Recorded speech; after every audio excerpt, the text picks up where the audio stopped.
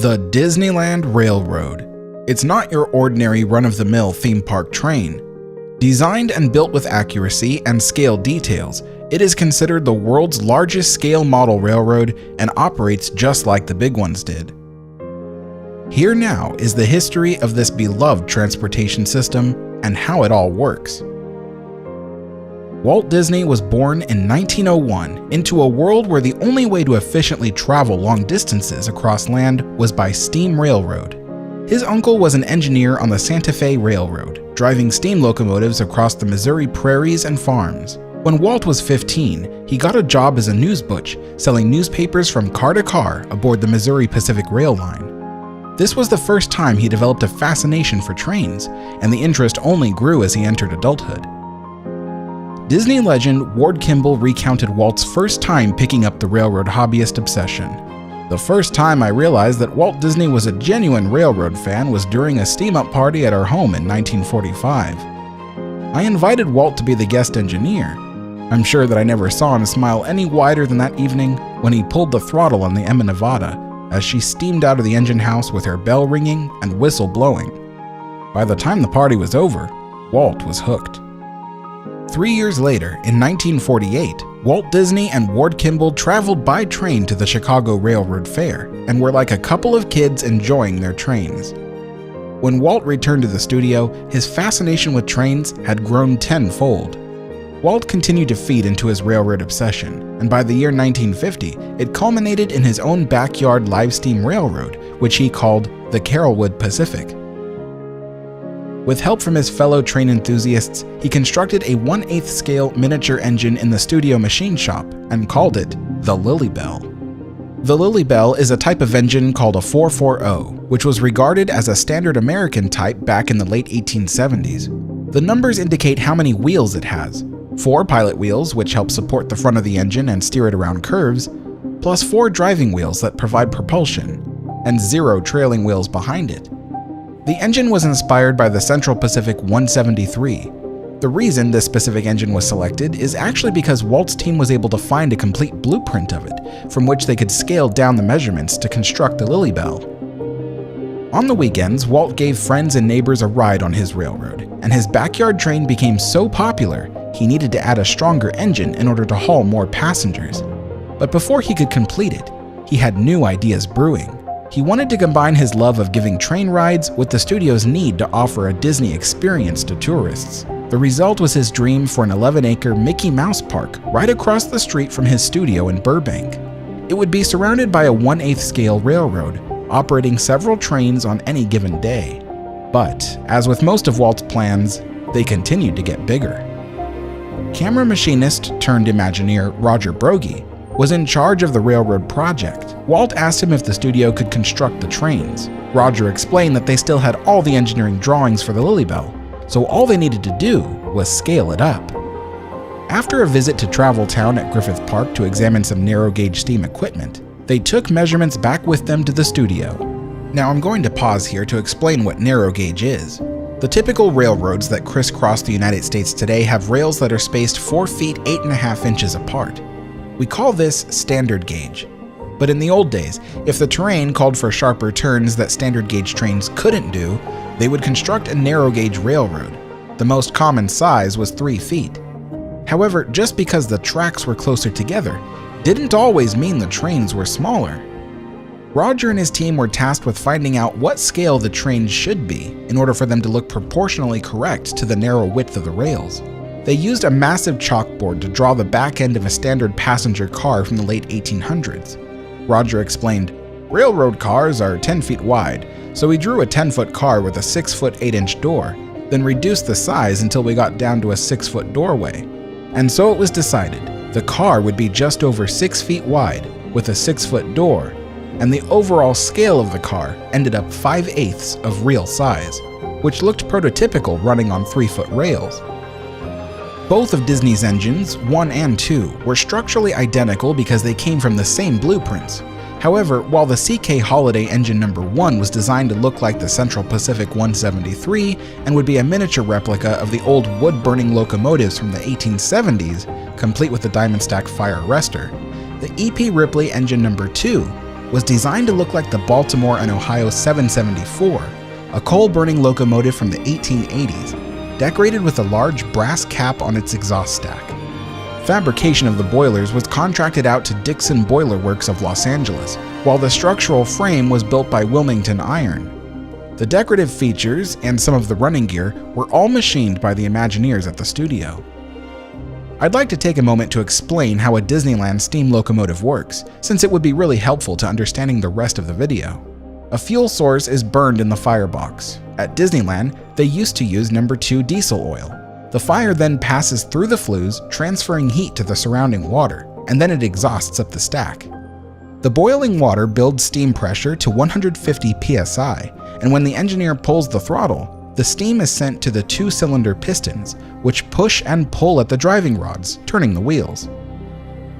The spent steam is then exhausted up the stack. The locomotives are operated by an engineer, who is in charge of moving the train and blowing the whistle, and also by a fireman, who manages the fuel and water levels, maintains the fire, and operates the bell. At Disneyland, they refer to the fireman as a firer, since the person working the shift can be any gender. The four driving wheels provide all the pulling power in the form of tractive effort. The pilot wheels in the front of the locomotive only help support the front of the boiler and help ease it around turns.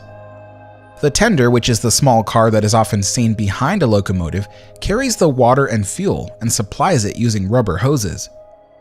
The tender provides no pulling power, but its wheels are equipped with brakes, so at least it helps slow the train down. And speaking of brakes, the Disneyland Railroad uses an old type of system called direct line braking.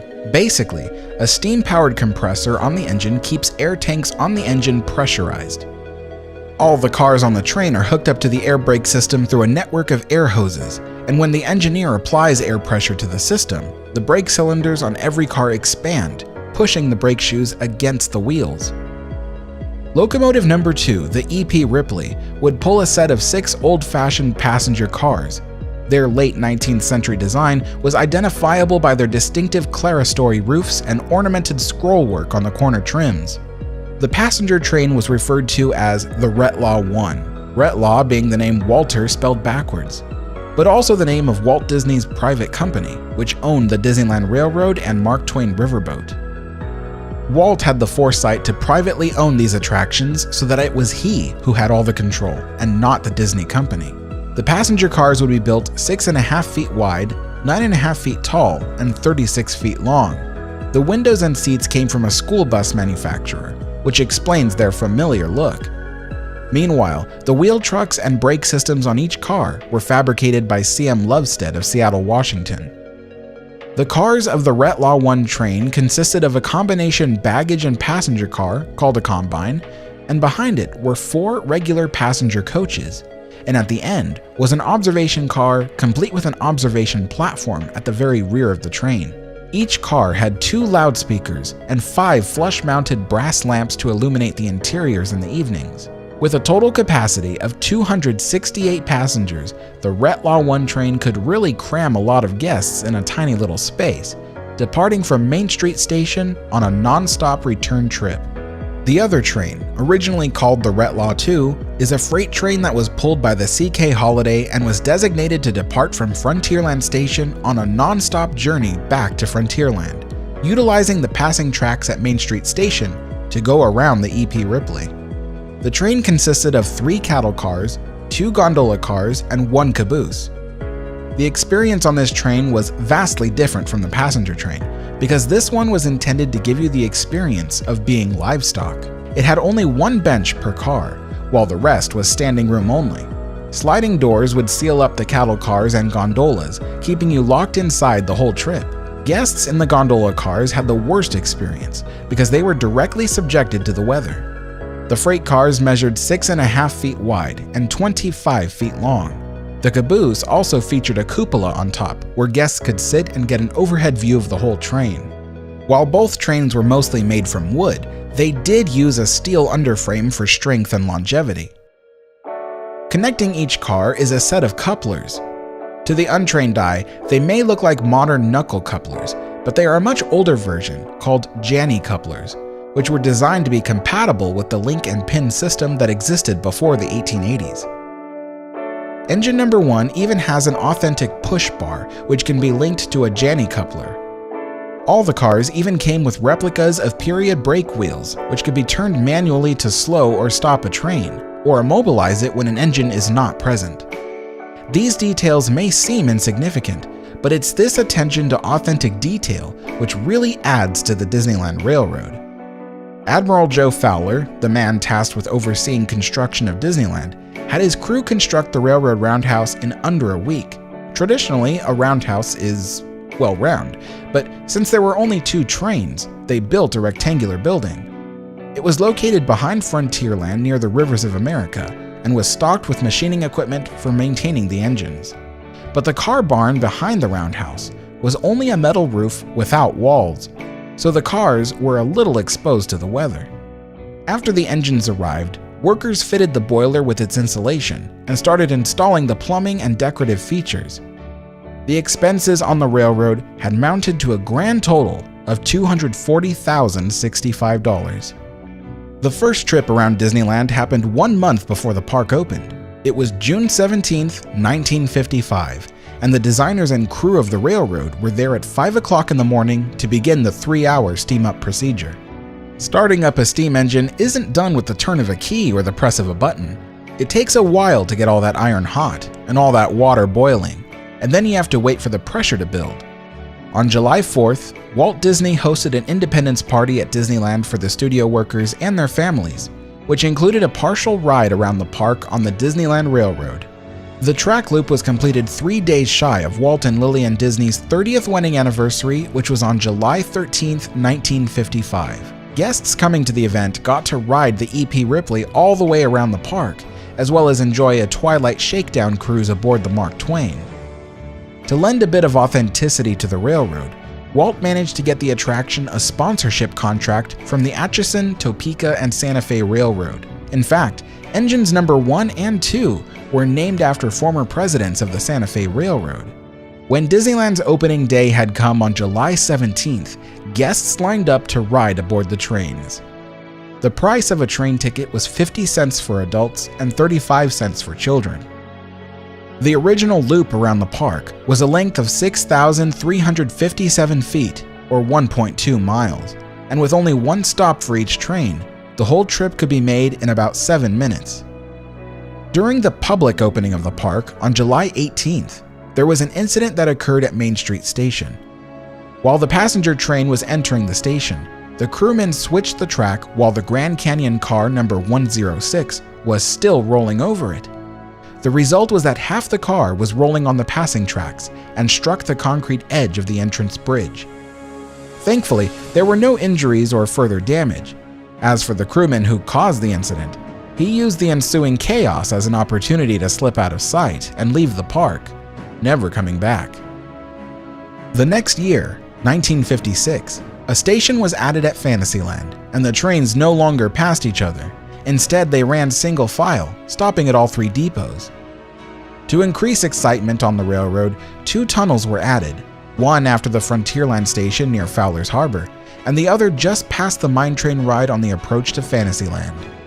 As ordinary as this may seem, train tunnels have always fascinated railway passengers. Walt Disney loved his trains, and he never missed an opportunity to walk up to Main Street Station, wait for a train to pull up, and tell the engineer that he would be taking over for the next lap around the park. And the trains were certainly the most popular attractions at Disneyland, just as previous surveys had predicted. In the first year, the Disneyland Railroad carried 775,495 passengers, but by the second year, the number rose to 1,329,553. The lines at the stations would become unbearable, and Walt knew they would need a third train. The Disneyland Railroad expansion of 1958 probably brought the most change to the railroad ever seen even to this day. The first item on the list was adding a third steam engine to the fleet. Roger Brogy and Jerry Best went looking for retired narrow-gauge engines for sale. Jerry located one in Louisiana. It was originally built to haul loads of sugarcane for the Godshaw Sugar Company. The engine was fabricated in 1894 by Baldwin Locomotive Works in Philadelphia and was known as a 044T, also known as a Forney-style locomotive. Forneys were designed to travel relatively short distances. They didn't need to haul a large tender behind them. Instead, the water and fuel were stored in a square tank directly behind the cab, and all of it was attached to a single frame. In fact, this type of design made for a more efficient locomotive because the weight of the water and fuel helped weigh down the engine, giving it slightly better traction on the rails. They purchased the engine for $1,200 with the agreement that an additional $300 would pay for it to be shipped by rail to Los Angeles. To get the locomotive back to working order, they had to take the whole thing apart, down to every nut and bolt. The old wooden cab was too rotten to keep, so a new one was carved from hardwood. A new headlamp was created using an authentic design from the 1890s, and new Janney couplers were installed on the front and rear of the locomotive. The firebox was given an atomizer, allowing the engine to burn diesel oil instead of coal. The end result was a steam engine that looked brand new, but was in fact the oldest equipment on any Disney park railroad even to this day. A final touch was added. The studio crew fashioned a brand new set of pilot wheels, a purely aesthetic choice. The engine was now classified as a 244T. Walt named the steamer Fred Gurley, after his friend and chairman of the Santa Fe Railroad. The engine number 3, Fred Gurley, was purchased and restored for a combined cost of $37,061, which was still cheaper than it would have cost to build a new engine from scratch. To accompany the Fred Gurley, Imagineer Bob Gurr was asked to design a new set of passenger cars. Bob was inspired by the Narragansett trolleys that transported people along the coasts of New England around the turn of the 20th century. The close-knit bench seating allowed for a large number of passengers to fit in a relatively small amount of space. He designed 5 cars, each with 13 rows of bench seating. The whole train could accommodate 325 passengers, which was far more than either of the current trains, and allowed for quicker passenger loading and unloading.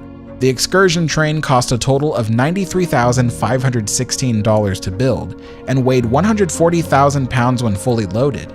The original railroad roundhouse had to be expanded with a 3rd track in order to accommodate the extra train. To further improve the comfort and efficiency of the railroad, they added 2 more gondola cars to the Retlaw 2 freight train, and each of the cars received 2 rows of sideways-facing bench seats to handle a higher passenger load. The red striped canvas tops were put over the gondola cars to shield people from inclement weather. The Retlaw 2 freight train was then renamed the Holiday Special. That's because it was originally built to be pulled by C.K. Holiday, and cast members were already used to referring to it as Holiday's Train. The railroad expansion also included a new depot at Tomorrowland. It was the 4th station and allowed guests to catch the train around the park on all 4 points of the compass. The new station was designed in the modern Googie style, which was popular across Southern California during the 50s and 60s. It was seen as futuristic and minimalist. After departing Tomorrowland Station, the train would have to traverse a long and boring stretch of track with views of backstage obstructed by an earthen berm. It was because of this that Walt felt his railroad was lacking a grand finale. Imagineer Marvin Davis suggested a diorama featuring landscapes from several of America's national parks. Walt actually liked the idea of a diorama, and he had remembered the recent film he made where footage of the Grand Canyon was synchronized to the orchestrations of Ferdy Groffet's Grand Canyon Suite. Walt then instructed Imagineer Claude Coates to design the whole diorama to feature the Grand Canyon. The ingenious part about the project was that the building would serve a dual purpose as both a diorama and a cast member costume and locker room facility on the other side. At 306 feet, the Grand Canyon diorama was the longest in the world, and artist Delmer Yoakum was commissioned to paint the background, featuring a view from the South Rim. It was the world's largest single seamless sheet of canvas, towering 34 feet high and stretching the entire 306-foot length of the backdrop. The imagery was painted in 14 different colors and coated in over 300 gallons of paint, and it offered various views of the canyon and its weather from sunrise to sunset. The foreground of the diorama would feature plants native to the canyon. It took over a year to preserve and fireproof the trees and bushes, which were all cleverly hung upside down during the drying process so that the branches and leaves wouldn't sag downwards. Along the rim of the canyon, you can see various creatures such as a rattlesnake, a roadrunner, a bobcat, an armadillo, mule deer, an owl, porcupines, ravens, mountain lions, a golden eagle, rabbits, skunks, wild turkeys, and bighorn sheep. All the animals were taxidermized and had originally died of natural causes. To maintain the preservation of the diorama, panes of glass protect the animals and plants from the elements. At 8 feet tall and 20 feet long, these were once the world's largest panes of glass. The expansion of the Disneyland Railroad was commemorated March 31st, 1958. The ceremonies began at 11:30 a.m. when a Native American band played music, and Hopi Chief Nvengnua was on hand to bless the excursion train as it entered the diorama, with Walt Disney at the throttle of the Fred Gurley engine. As the train puffed along, guests could hear musical tunes of Ferdy Groffet's On the Trail melody from his Grand Canyon suite. The little boy you see is Little White Cloud, and he is playing the part of the Santa Fe Railroad's mascot, Chico. The exit tunnel of the Grand Canyon wasn't a tunnel at all, but rather it was a wooden monitor roof bridge that allowed the trains to roll over a service road hidden from view. Altogether, the diorama cost a resounding $367,814, which was much more than it had cost to build the entire Disneyland Railroad back in 1955. The railroad soon saw a popularity boom, as everyone flocked to the trains to take the Grand Circle Tour. It was decided that a 4th locomotive should be added. Roger Brogy and Jerry Best went back on the search for a vintage locomotive, and found a special little engine that was once used to haul loads of sand. Originally created as a 040T by Baldwin Locomotive Works in 1925, this engine was once known as Porter Style, which was a design that improved tractive effort by putting all the engine's weight on its 4 driving wheels. In the mid-50s, the saddle tank had to be removed, and instead, a tender was fashioned out of an old side-dumping sand car. Roger and Jerry purchased the engine for $2,000. The little engine was from the 20th century, and as such, didn't possess any design features that fit with Walt's Victorian-era railroad. At Ward Kimball's suggestion, they made engine number 4 look like the Montezuma, which was a 240 that was originally built in 1871. Restoration proved to be a difficult endeavor because nearly everything except for the wheels, rods, and cylinders needed to be replaced. Finally, after a year-long restoration, engine number 4, the Ernest S. Marsh, debuted at Disneyland on July 25, 1959. Engine number 4 may be the smallest engine on the Disneyland Railroad, but it is actually the most powerful in terms of tractive effort, because all of the locomotive's weight is sitting on its 4 driving wheels. The railroad wouldn't see another expansion project until 1962, when most of the park's west side was shut down for a complete remodel of attractions like the Jungle Cruise, the Mine Train, and the Rivers of America. New things were being added, such as the Swiss Family Treehouse, the Enchanted Tiki Room, and New Orleans Square. These park expansions required the railroad to be realigned 100 feet further to the west. A new station platform was built to service Frontierland and New Orleans Square. The original depot structure was retired and moved to a display area on the other side of the tracks. The sounds of a telegraph can be heard tapping out the first line of Disneyland's dedication speech. Next to the old depot is a new structure that was built to be a break room for railroad engineers. With the ever-increasing popularity of Disneyland came more and more crowds to the railroad. It offered a scenic escape from the hustle and bustle, and it also was a welcoming respite for weary feet. But the complaints were mounting against the old Retlaw 1 passenger coaches. On busy days, they were slow to load and unload because each car had only 2 doors. When the weather was hot, the cars would be like ovens, and despite the numerous windows, it was difficult for passengers on the left side of the train to fully see and enjoy the Grand Canyon diorama. Guests openly preferred the excursion train or the holiday special. Walt Disney ordered a replacement for the Retlaw 1, with the intention to permanently retire the train.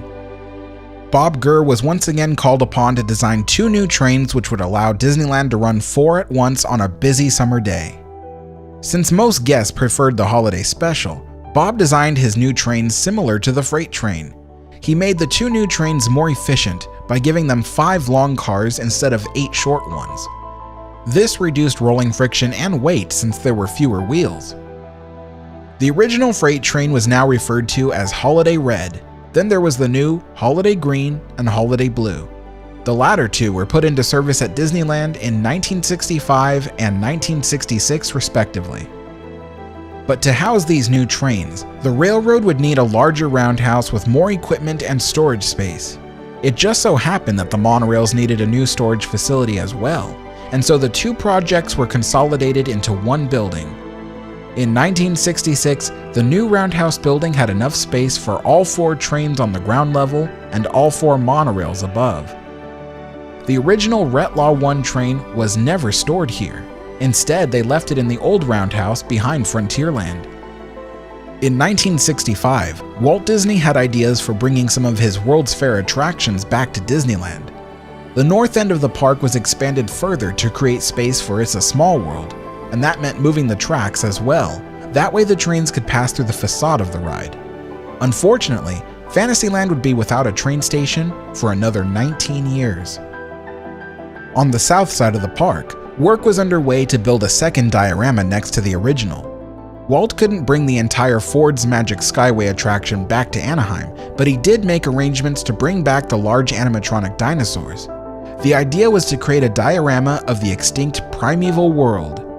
This also proved to be a genius idea because Disneyland's costume facility needed to expand again, and the park was also in need of a larger administration building.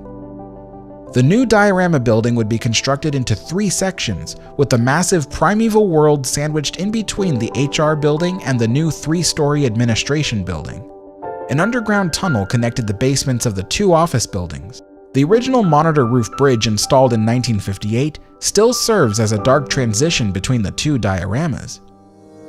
Like its counterpart, the Primeval World diorama takes you from dawn to dusk through a landscape populated with all kinds of critters, except this landscape is prehistoric, and the critters you see are genuine dinosaurs. Well, maybe they're not real, or even paleontologically accurate, but at the time, Disneyland was the only place in the world where you could see life-size dinosaurs moving and interacting with their natural environment.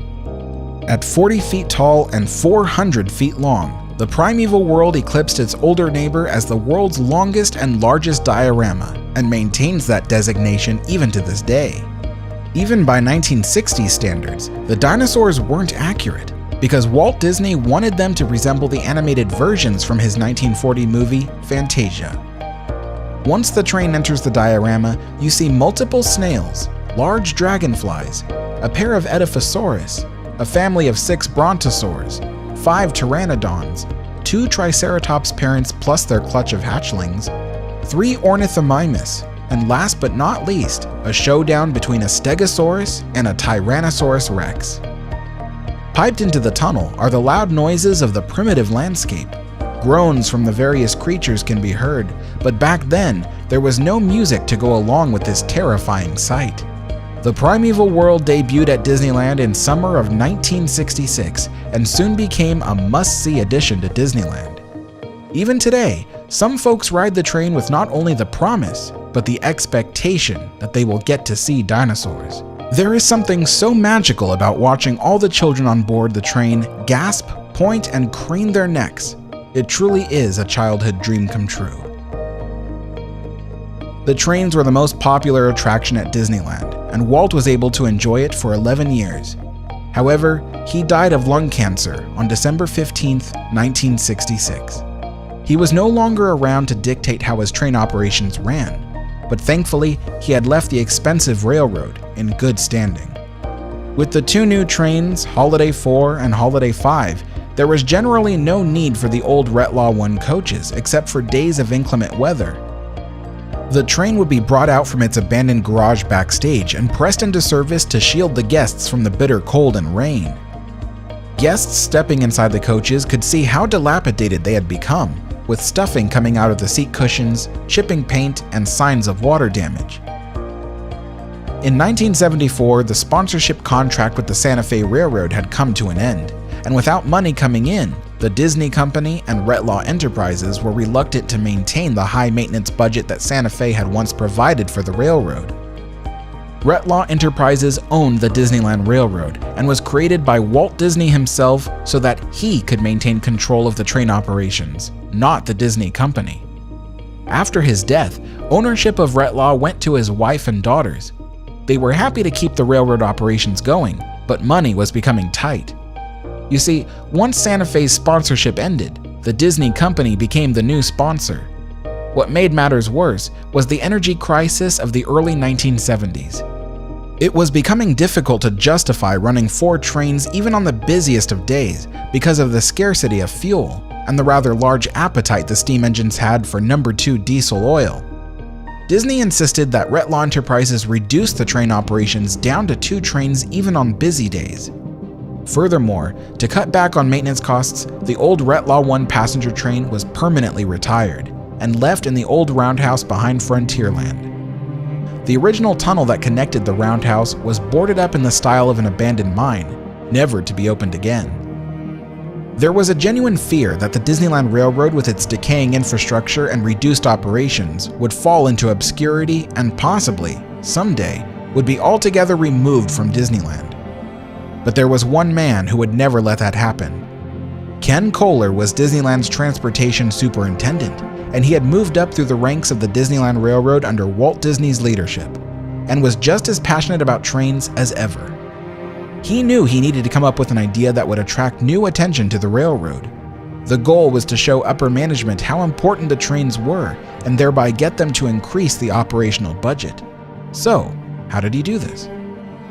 Well, Ken realized that the American bicentennial was only 2 years away, and during the celebration, Disneyland would be vying for the world's attention with all new attractions and entertainment.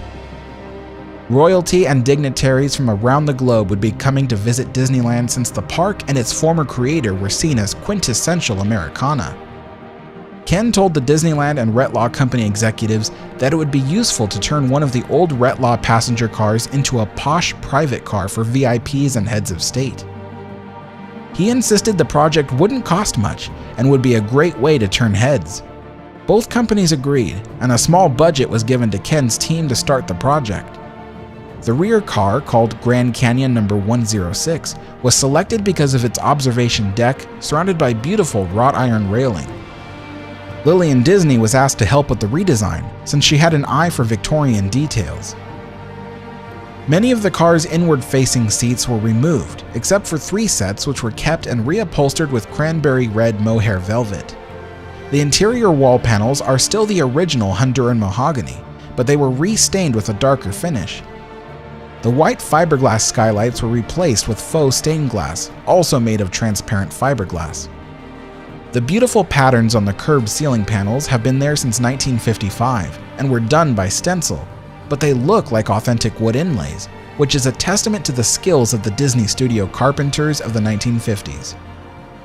An antique Victorian settee and matching chair were purchased at auction and reupholstered in the same mohair velvet as other benches. You'll also see a very odd antique here. This beautiful piece is wrongly referred to as a smoking screen. Tour guides and conductors will often tell guests that these were used to shield a lady's face from the cigar smoke the men puffed out. But actually, this is really a Victorian fire screen. It was used by both men and women in front of a fireplace to shield their faces from the radiating heat. This also allowed them to sit by the fire at night without being blinded by it when they were reading or otherwise occupied.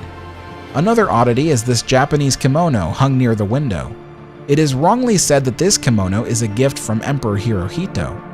While the emperor did present a kimono to Lillian, this one is not the original, but rather a representation of it.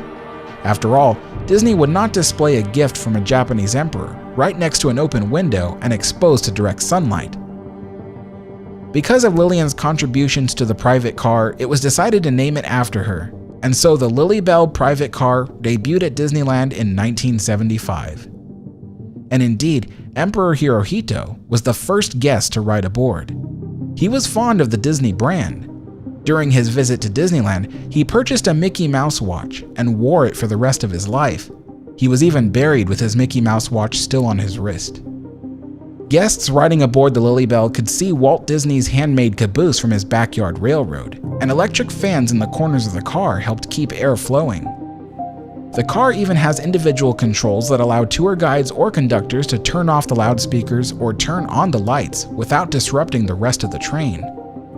In 1996, the car underwent a slight refurbishment and returned to the rails, but the continued effects of wood rot culminated in the decision to put the Lilybell in storage. After all, a full restoration would be too expensive for a car rarely in use, and her 8-ton girth was unnecessary dead weight for the overtaxed little steam engines. She was stored at the very back of the new roundhouse, her windows boarded up, and the Disney heirlooms inside were returned to the family. The Lilybell continued to rot away, but in the early 2000s, the resort president wanted to get the Lilybell back into working order for the park's 50th anniversary. The private car was repaired and even received new ornate features, such as brass wall sconces, new curtains, and additional antique props mounted on top of the marble tables. The roundhouse crew was even given the excess carpeting that was left over from the recent refreshing of Walt's firehouse apartment. The Lilybell was once again a gleaming jewel on the Disneyland Railroad, and during the Year of a Million Dreams celebration of 2007 through 2010, guests who asked politely to ride aboard the Lilybell were sometimes rewarded with their wish. Though the little private car is still attached to the end of Holiday Blue on days of good weather, the only people allowed to ride aboard are VIPs and Club 33 members. While ordinary park guests couldn't ride aboard the Lilybell, they were certainly enthralled with it. Even to this day, whenever people at the stations get a glimpse of it rolling by, everyone turns their heads to get a look at the regal little passenger coach, watching it glitter and glisten as it speeds away. The attention it gave to the park's VIPs and heads of state had won over the affection of the company executives in charge. Thanks to the Lilybell, the maintenance budget on the railroad increased, and Walt's trains could continue rolling along for decades to come. When the new Bear Country was under construction in 1971, they had to build a bridge over the new guest walkway, and the area was further improved in 1989 with the addition of Splash Mountain, because now guests on the railroad could peek inside the finale of the attraction before crossing over the renamed Critter Country on their way to the rivers of America. And in 1985, Fantasyland got its train station back in the form of Videopolis Station. Hello everyone. Welcome aboard the Disneyland Railroad. Hello folks. Welcome aboard the Disneyland Railroad. Hello, folks. Welcome aboard the Disneyland Railroad. Welcome aboard the Disneyland Railroad. The first fully documented pre-recorded spiel on the trains was done by Vic Perrin and debuted in 1980. Back then, the technology was rather simple. The recordings were activated by the conductors. Vic re-recorded the spiel in 1987, but his narration was replaced by the more memorable Thurl Ravenscroft version in 1990. For Disneyland's 40th anniversary in 1995, Imagineers wanted to sprinkle a little more magic into the Disneyland Railroad narration. They were able to synchronize the narration with the landmarks by separating the spiel into separate channels to play in separate cars. 4 channels were used for trains Green, Blue, and the Excursion, so that cars 4 and 5 of those trains shared the same timing.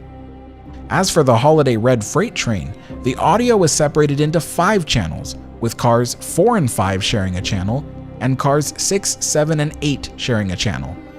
This was especially useful because Imagineers also hired an orchestra to record a new onboard soundtrack for both dioramas.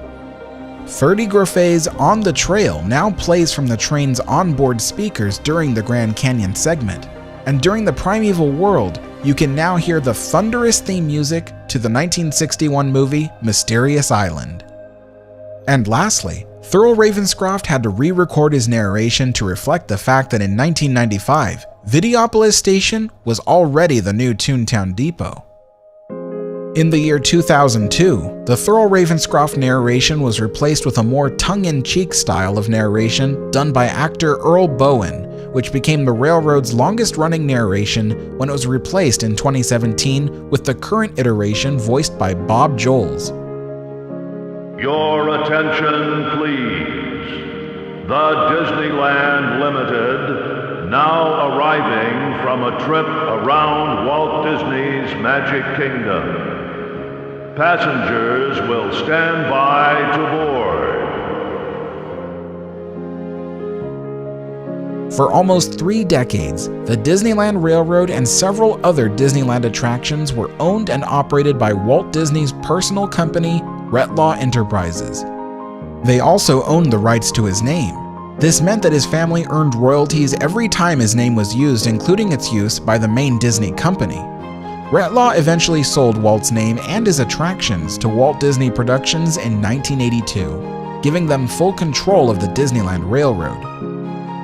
Back in 1992, a private railroad collector named Bill Norrid had inquired about Disney's abandoned Retlaw 1 cars. After negotiations, he acquired all 5 cars in exchange for giving Disney a steam locomotive. The company was pleased with this deal because during peak seasons, the Disneyland Railroad would need to run all 4 locomotives out on the line, pulling full trains, which means they couldn't afford to send 1 locomotive away for restoration. So having a 5th one could allow them that leeway. They named the locomotive the Ward Kimball in honor of the man who helped influence Walt Disney's railroad obsession. They intended to put it to use on the Disneyland Railroad. However, the engine was simply too heavy for the 7 bridges around the park.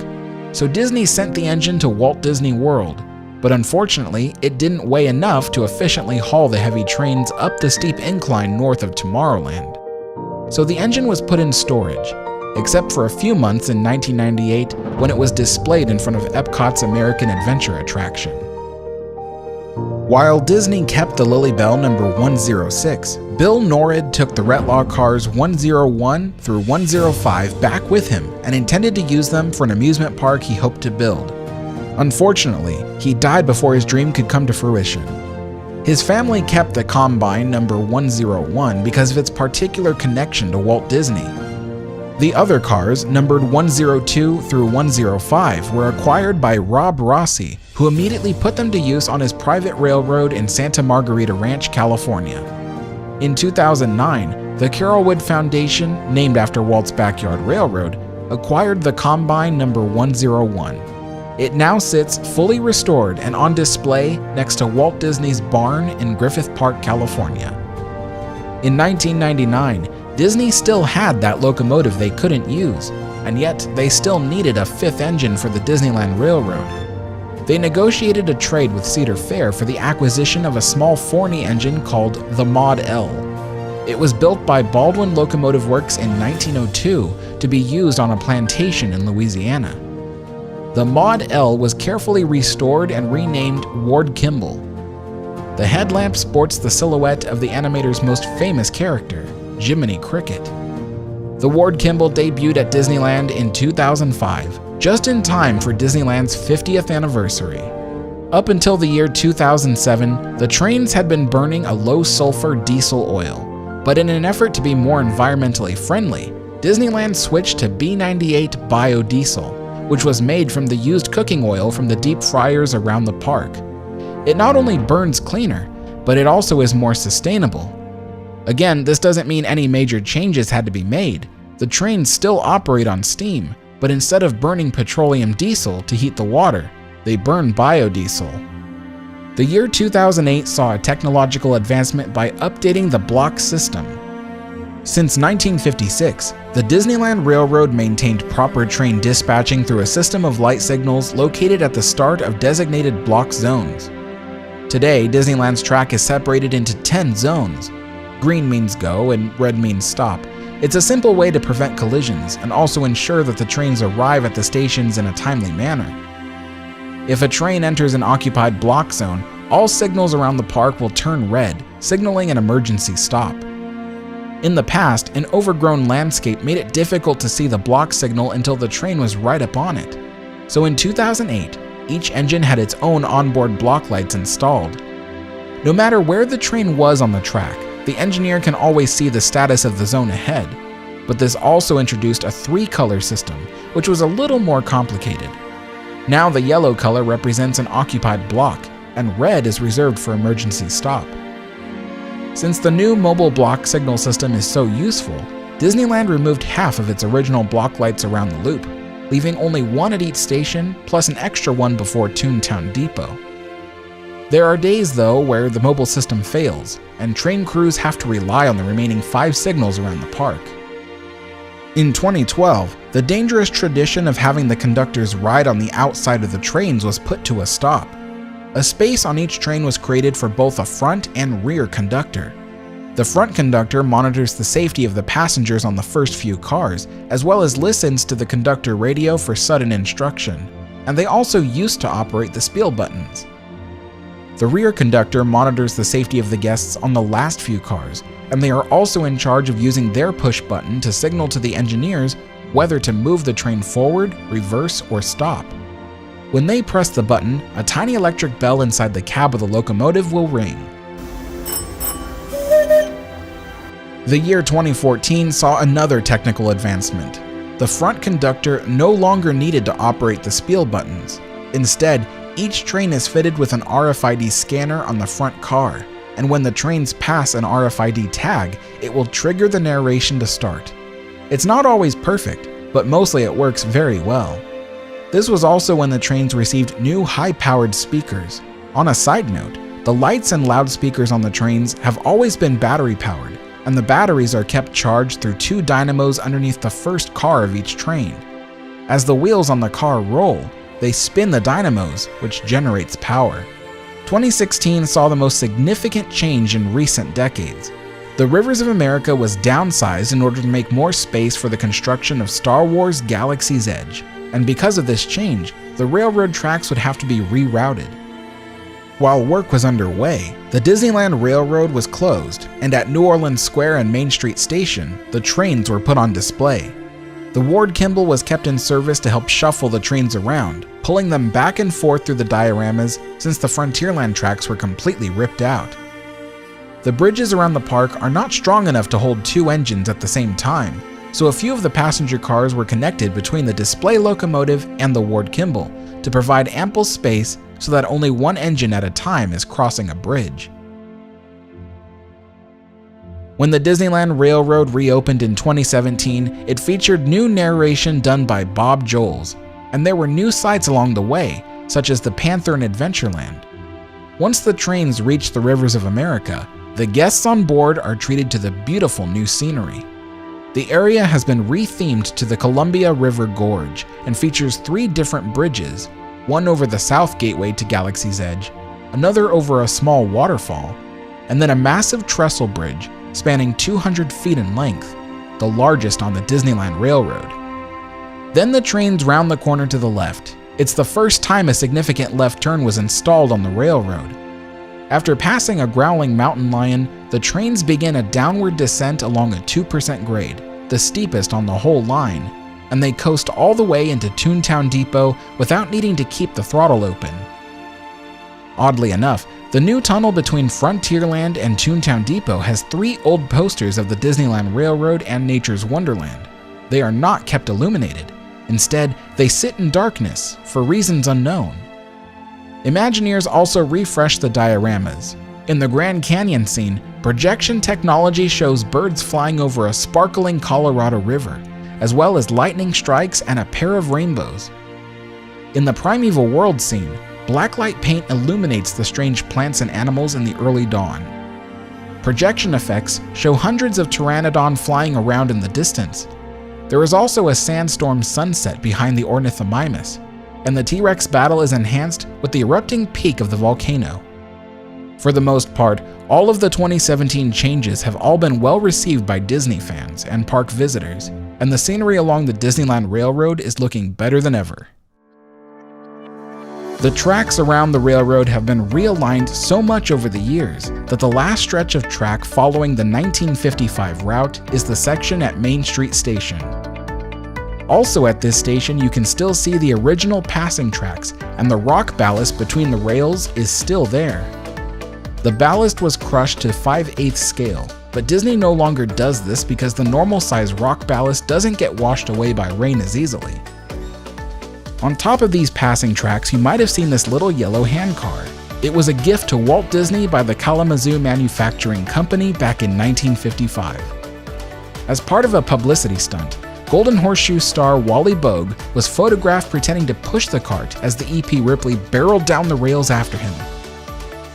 Over the years, railroad cast members used to pull a prank where they took the handcar out for a spin around the park after hours.